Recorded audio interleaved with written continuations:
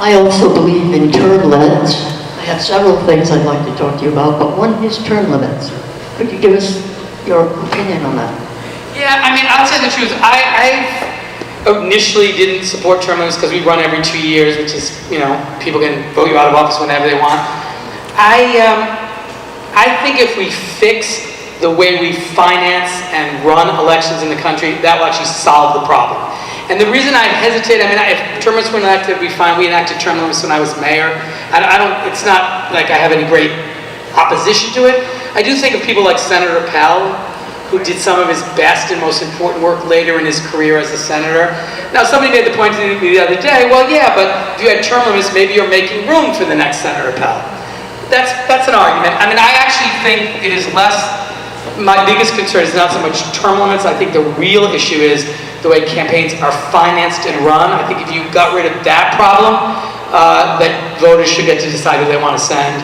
But I don't have strong opposition to it. If people thought it was a great idea, I'd vote for it. I think the money is actually the biggest problem, as opposed to the number of terms that somebody is there.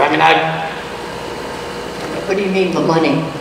The way the campaigns are financed, the PACs, the Citizens United spending, I think those things are very corrupting in our system. If we had a public financing system that made it easier for people to run, and have the resources to run, I think that's the real issue. But I don't have strong feelings one way or the other in terms. I do have strong feelings about people that are in Congress, representatives, have insurance not like ours, although they claim they do.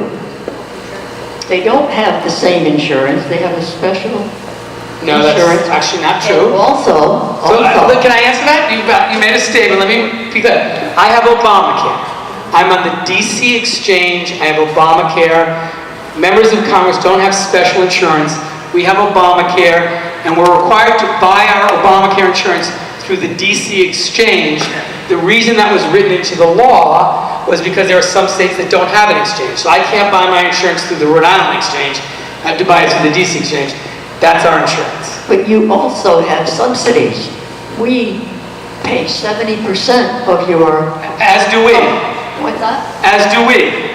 No. We pay for... We pay 70% of your cost. You don't pay for Obamacare out of your pocket. We do. We get a deduction from our paycheck. You pay 30%, and we, taxpayers, pay your 70%. We get from our employer our insurance, and we pay, I don't know if it's 30%, we pay a percentage. Correct. You get 70% of your taxes We have paid employer-covered insurance, which I think we should. I think everyone should have employer-covered insurance. I support that. That doesn't strike me as being very fair. Okay. So, well, you don't mind paying 70% of all of their insurances for them and their families? I do. It bothers me. I think every employer should provide insurance to their employees. Well, they should, but they don't. But you fellows have it.